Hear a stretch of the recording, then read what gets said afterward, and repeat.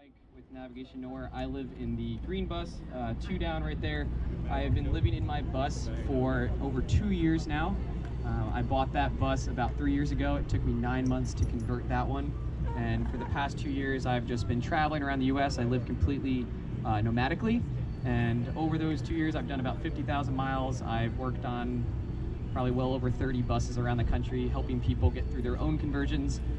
So in the bus community, we have people who have their own shops. They can build you a full-out build, and that's great.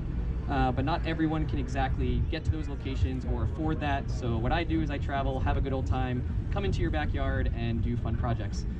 So that kind of helps people be able to get through the frustrations through the build that maybe they're not exactly confident in or things like that.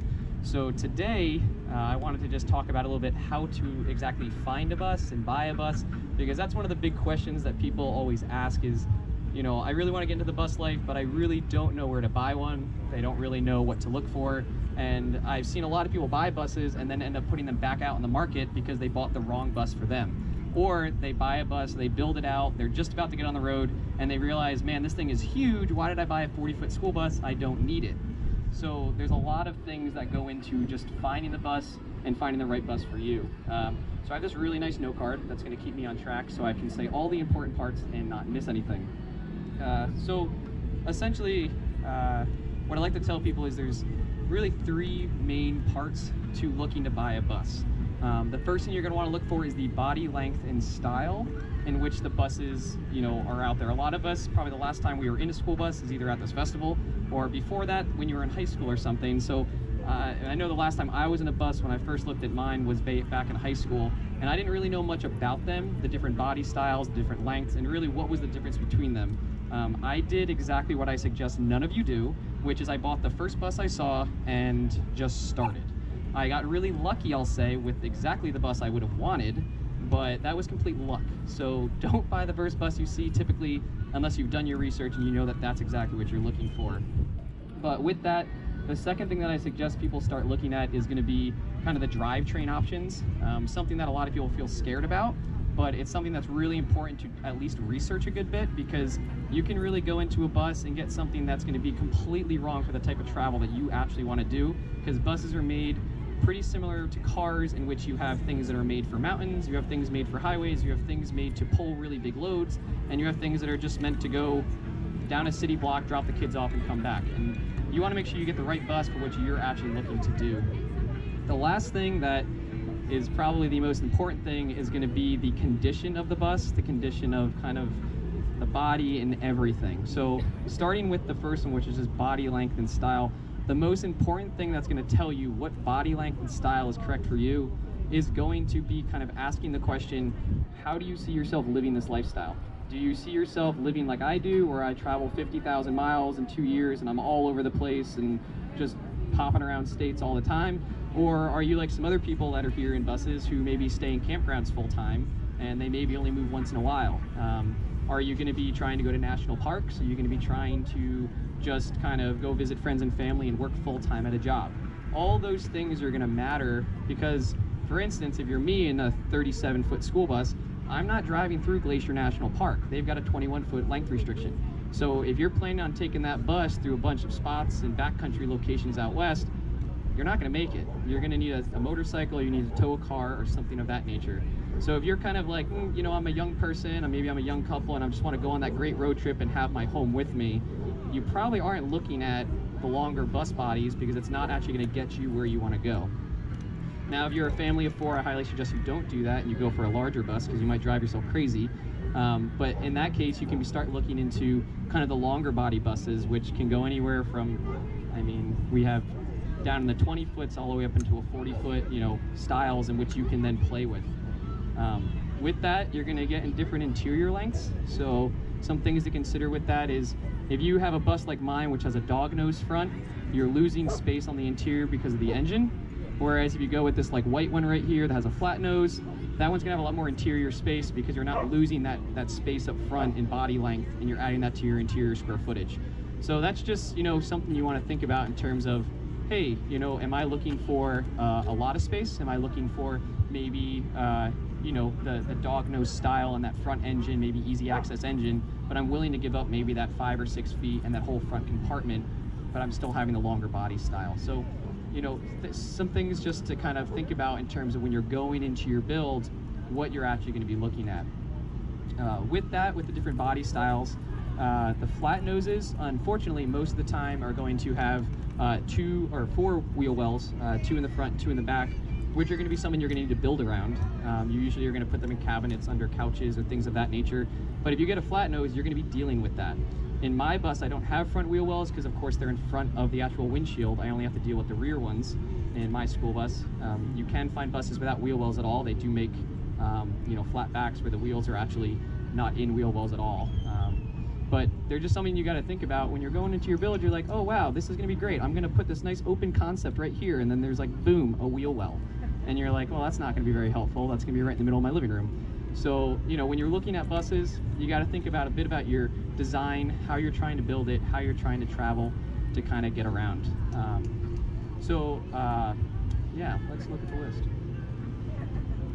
Ease of driving. This is very important.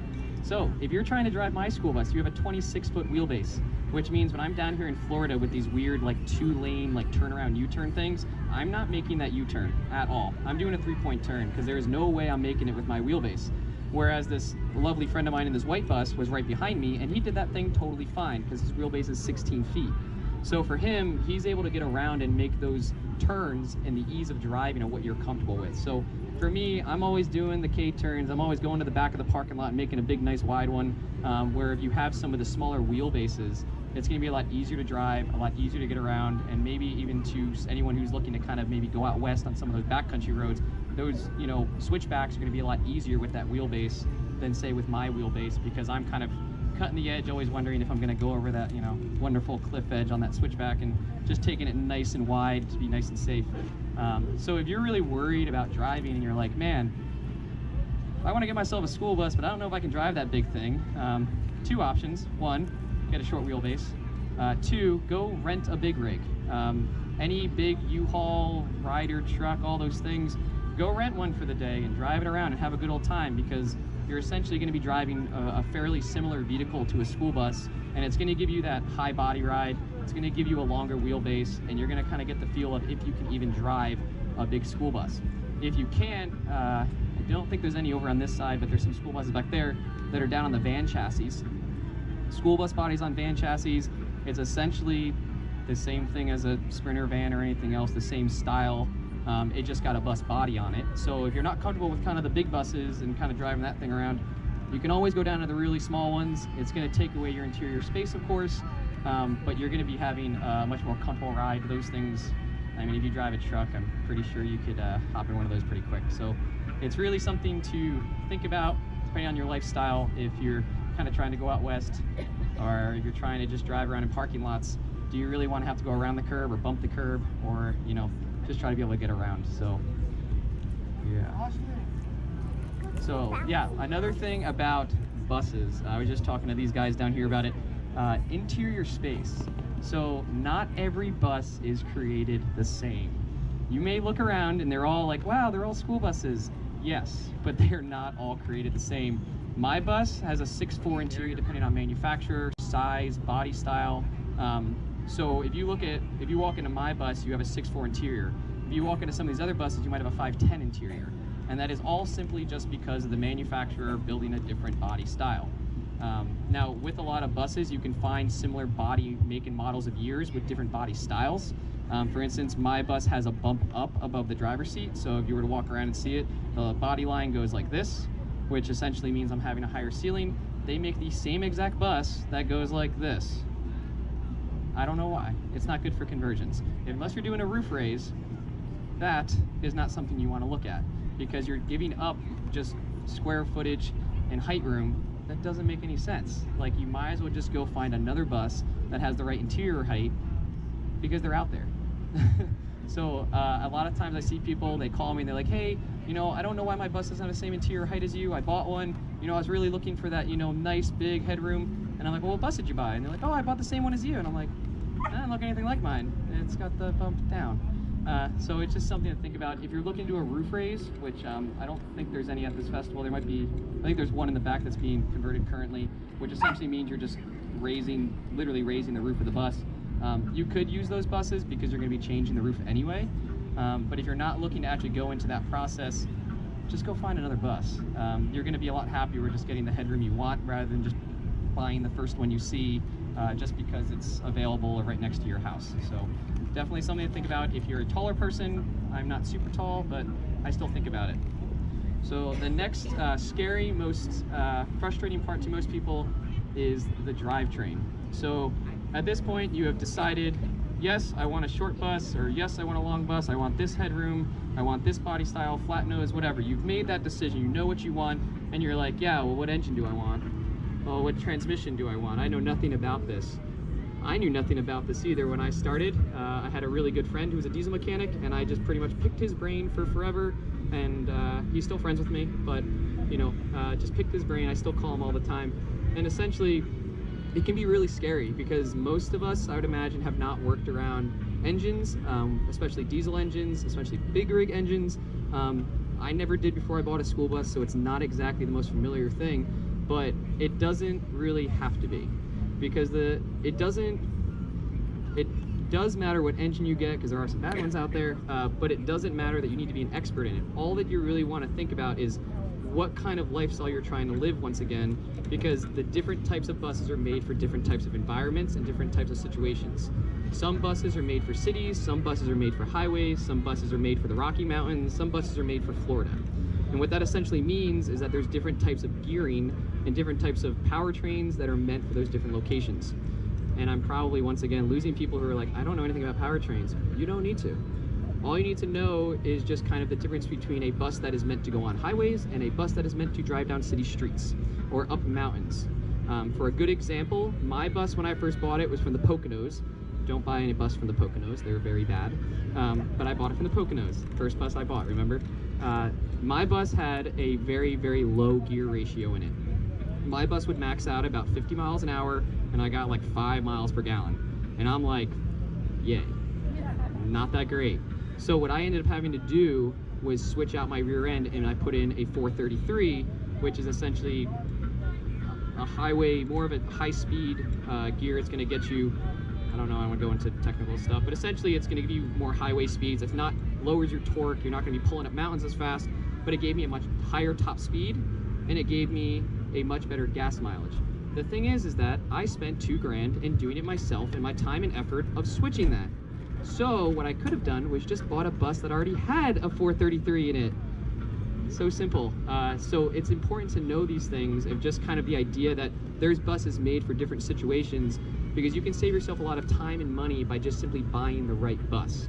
So yeah, I mean, for example, with the entire systems, if you're looking at a school bus and let's just say you're like, man, I found this awesome school bus, it's the right body I want, it's the right shape I want, it's everything I could ever want, but it's got the wrong rear end and it's only $4,000, woohoo!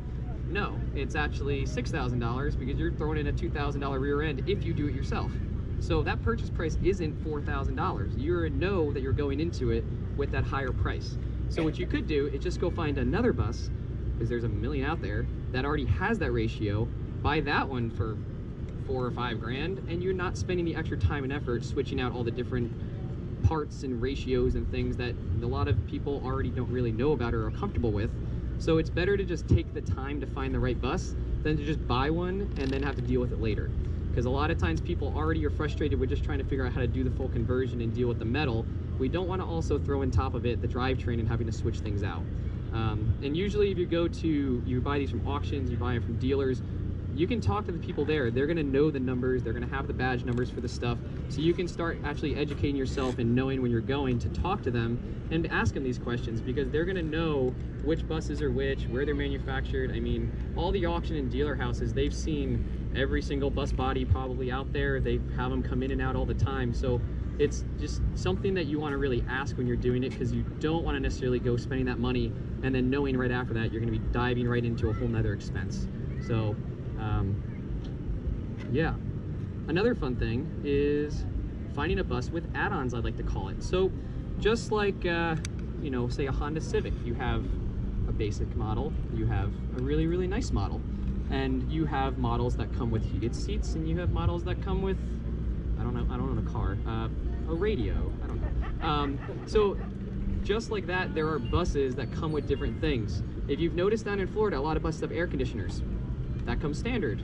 If you go buy a bus from where I'm from, up in the north, we don't need air conditioners. They're not standard. We have a lot of heaters. We have, you know, an engine block heater. We have a diesel tank heater. That's standard in those buses because it's there for the environment and the location it's in.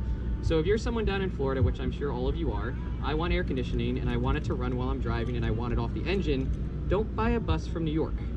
It's not gonna have an air conditioner in it. Go buy a bus from Texas or Florida or somewhere else that already has it installed, so then you don't have to then go put it in. In the same way, if you're someone like me who likes to go to the winter months and go spend time in the snow, don't buy a bus without an engine block heater because you're not going to start it once it drops into the cold temperatures. So, you know, they come with options. You want to consider kind of where am I going to be living? Where am I going to be traveling to? What do I want in the bus? A lot of times you can buy it beforehand. If you guys buy a bus that doesn't have an air conditioner and you want to put one in, unless you're going to put one from a used bus that you pull out of a junkyard and you put like what they call red dot systems or things like that, those are going to cost you $2-3 grand just for the parts to do it. So once again, that $4,000, $5,000 bus just became a $7,000 bus without you even doing anything to it, just because you want to do those options to it. You could have just bought a bus with that already within it. So it's really important to take the time, decide what you want, and actually find the bus that fits for you. Another fun thing that buses have is cruise control, and they also have engine braking and transmission braking systems already installed in them. I was lucky enough to buy the first bus I saw, and it had everything I actually would want in it, and it has a cruise control button, and it has a magnetic engine braking system on it, and that might be something you want. If you're trying to say like, hey, you know, I want to go on a road trip on my bus, and you know, I just want to drive west. If anyone's driven west before without cruise control, good luck on 80, 70, 40, 10. I don't care what highway you take. Without cruise control, I am not having fun, because on those buses, this is what you're doing the whole time. You're just on the floor, because that's just what you're doing. You're just trying to keep speed. So you're on the floor. So it'd be way easier to go boop and then just be able to let the thing ride. And it's a really nice option that you can find within buses if you just simply look for the right bus. In the same way, if you're trying to go down the Rocky Mountains, engine brake saves my life. I'm very happy I have one. It really helps when going down mountains and things.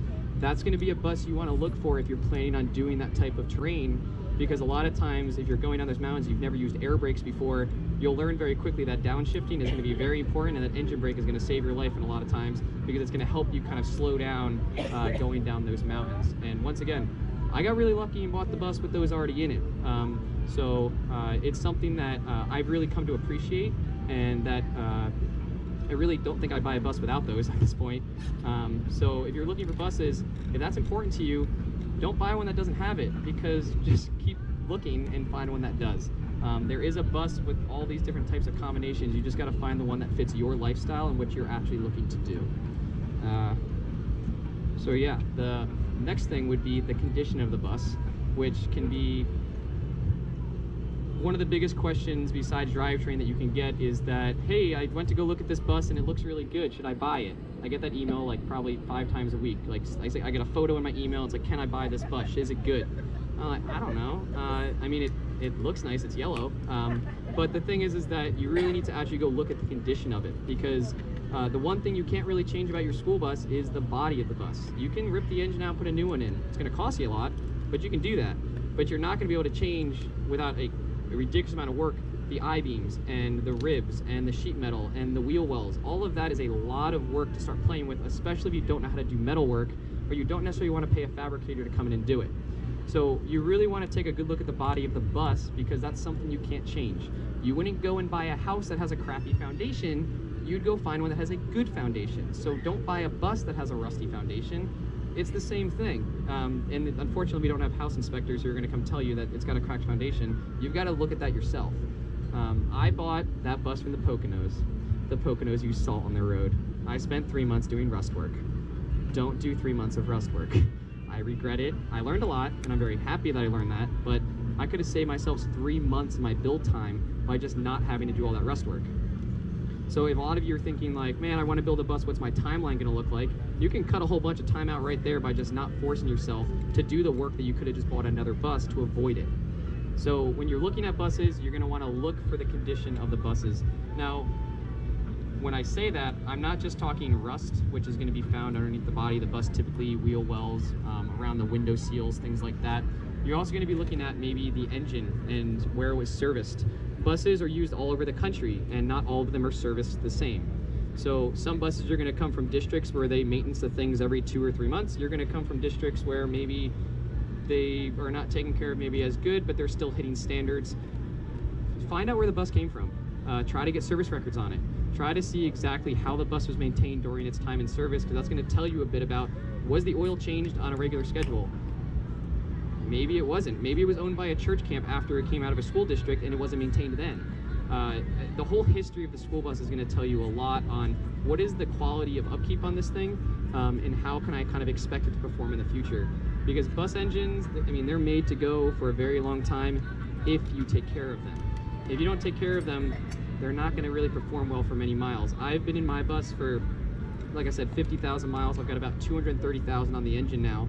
And at this point, I've probably put maybe $2,000 or $3,000 into the engine over those 50,000 miles, just to kind of keep the maintenance up and just kind of doing those miles, making sure it's in good condition. Now, when I got the bus, the engine was in really pretty good shape. Those were all kind of my own self kind of wanting to improve things and making sure it didn't break down on some backcountry road. But when you're looking at it, you can find a bus that's going to be a lemon and it might not really run too well and you're going to have to put a lot of money into it. Or you can find a bus that has a good service history and it's going to run great and you're saving that money up front.